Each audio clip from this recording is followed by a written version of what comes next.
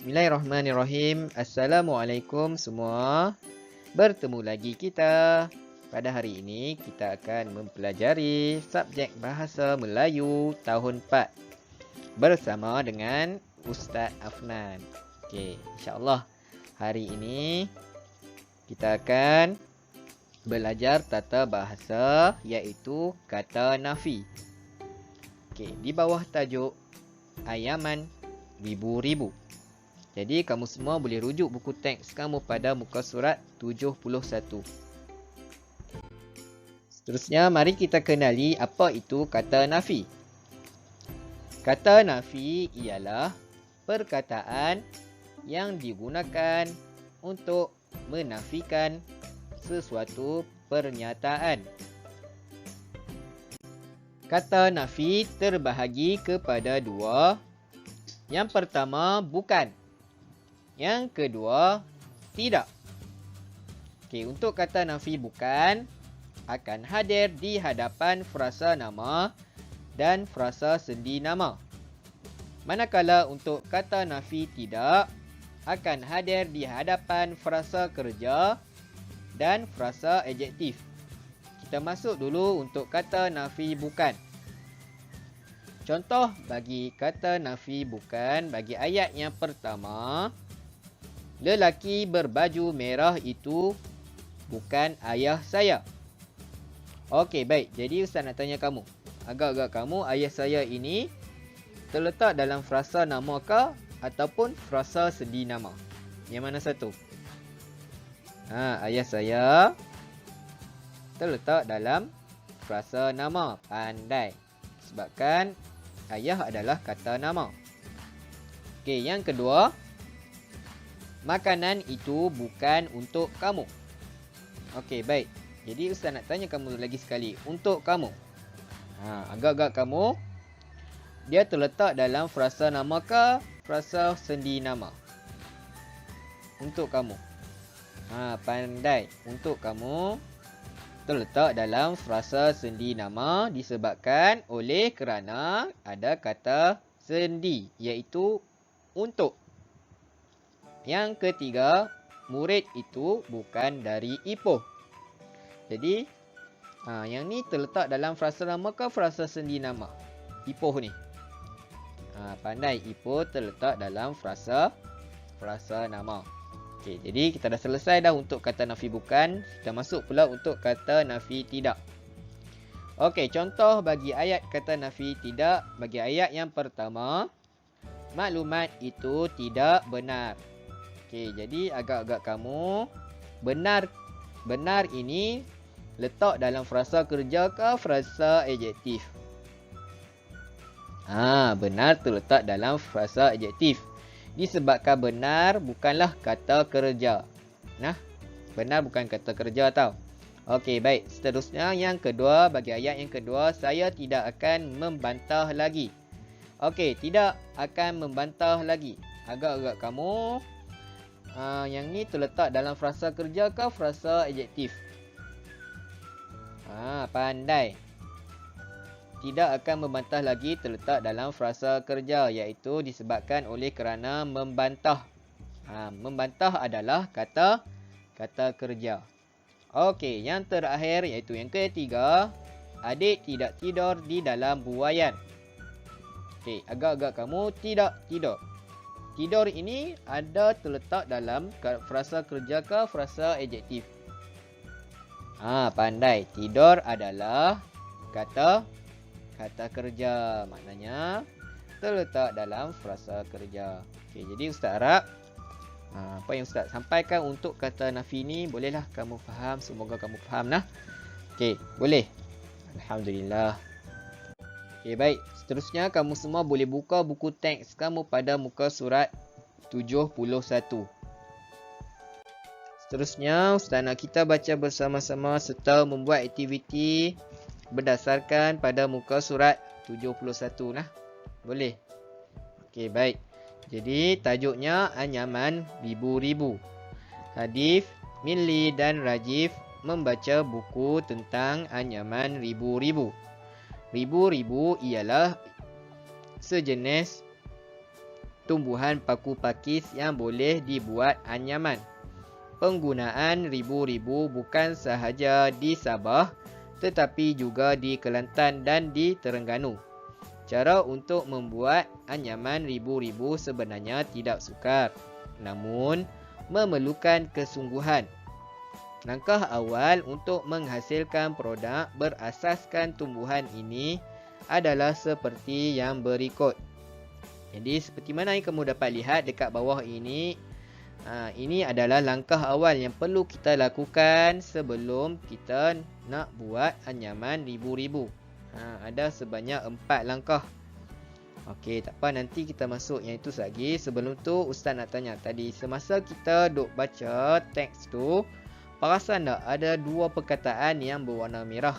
Iaitu bagi perkataan bukan dan juga perkataan tidak. Jadi pada slide yang sebelum ni kita dah belajar bahawa kata nafi terbahagi kepada 2, iaitu kata nafi bukan dan juga kata nafi tidak. Okey, jadi ingat untuk kata nafi bukan di awalnya terdapat frasa nama dan juga frasa sendi nama. Manakala untuk kata nafi bukan di awalnya terdapat frasa adjektif dan juga frasa kerja. Okey, kita masuk dulu untuk kata nafi bukan. Kita tengok selepas ayat bagi kata nafi bukan ini, iaitu sahaja di Sabah tetapi juga di Kelantan dan di Terengganu. Okey, baik. Jadi Ustaz nak tanya kamu. Selepas ayat kata nafi bukan ini, ayatnya, adakah ini frasa nama ataupun adakah ini frasa sendi nama? Pandai, ini adalah frasa sendi nama oleh kerana terdapat kata sendi nama iaitu di. Okey, seterusnya kita masuk pula untuk kata nafi tidak. Macam biasa, untuk kita ketahui bagaimana ini adalah kata nafi tidak, kita kena tengok selepas ayatnya. Iaitu sukar namun memerlukan kesungguhan. Okey, Ustaz nak tanya kamu, adakah ini frasa kerja ataupun frasa sendi nama? Adakah ini frasa kerja ataupun ini frasa adjektif? Pandai, ini adalah frasa adjektif oleh kerana terdapat perkataan sukar. Pandai. Okey, seterusnya kita masuk pula untuk langkah-langkah yang perlu kita lakukan sebelum menghasilkan anyaman ribu-ribu. Langkah yang pertama, batang ribu-ribu serta akarnya dicabut menggunakan tangan, tempat kosong cangkul. Jadi untuk kita ketahui adakah ini kata nafi tidak ataupun kata nafi bukan, kita kena tengok selepas ayatnya, iaitu cangkul. Adakah cangkul ini merujuk kepada frasa sendi nama? Adakah merujuk kepada frasa nama? Mana satu? Cangkul merujuk kepada frasa nama. Maknanya kata nafi yang sesuai digunakan di sini ialah kata nafi bukan. Okey. Disebabkan oleh kerana selepasnya terdapat frasa nama iaitu cangkul. Seterusnya kita masuk pula untuk langkah yang kedua. Hanya bahagian pangkal ribu-ribu sahaja dibelah menggunakan pisau kecil. Belahan seterusnya pada batang ribu-ribu perlu menggunakan jari supaya seimbang. Tempat kosong mudah putus dan rosak. Jadi macam biasa, untuk kita ketahui sama ada ini kata nafi bukan ataupun tidak, kita kena tengok selepas ayatnya, iaitu mudah putus dan rosak. Mudah putus dan rosak ini merujuk kepada frasa yang mana satu? Mudah putus dan rosak ini adalah merujuk kepada frasa adjektif. Frasa adjektif. Jadi maknanya kata nafi yang sesuai digunakan di sini ialah tidak. Iaitu tidak mudah putus dan rosak. Seterusnya langkah yang ketiga. Helaian ribu-ribu yang telah kering diraut dengan pisau. Helaian tersebut tempat kosong boleh terkena air sebelum digunakan. Okay, macam biasa, untuk kita ketahui sama ada ini kata nafi bukan ataupun tidak, kita kena tengok selepas ayatnya. Okey, baik. Jadi selepas ayatnya iaitu boleh terkena air sebelum digunakan. Jadi ini merujuk kepada frasa mana satu? Yang ini merujuk kepada frasa kerja disebabkan terdapat perkataan terkena. Terkena ini merupakan kata kerja. Maknanya kata nafi yang sesuai digunakan di sini ialah kata nafi tidak, iaitu helaian tersebut tidak boleh terkena air sebelum digunakan. Akhir sekali, langkah yang keempat, helaian ribu-ribu diukur tempat kosong dengan pisau, tetapi dengan memasukkannya ke dalam lubang tudung tin yang ditebuk. Okey, baik. Jadi untuk kita ketahui sama ada ini kata nafi bukan ataupun tidak, kita kena tengok selepas ayatnya iaitu dengan pisau. Okey, baik. Jadi dengan pisau ini merujuk kepada frasa apa? Pandai ini merujuk kepada frasa nama, oleh kerana terdapat perkataan pisau. Pisau merupakan kata nama. Maknanya dekat sini kata nafi yang sesuai digunakan di sini ialah kata nafi bukan. Okey, baik. Jadi kita dah selesai dah untuk aktiviti pada muka surat 71. Seterusnya kita akan masuk kepada tugasan yang perlu kamu lakukan pada hari ini. Okey, baik. Jadi Ustaz harap kamu fahamlah apa yang Ustaz sampaikan pada muka surat 71 lah.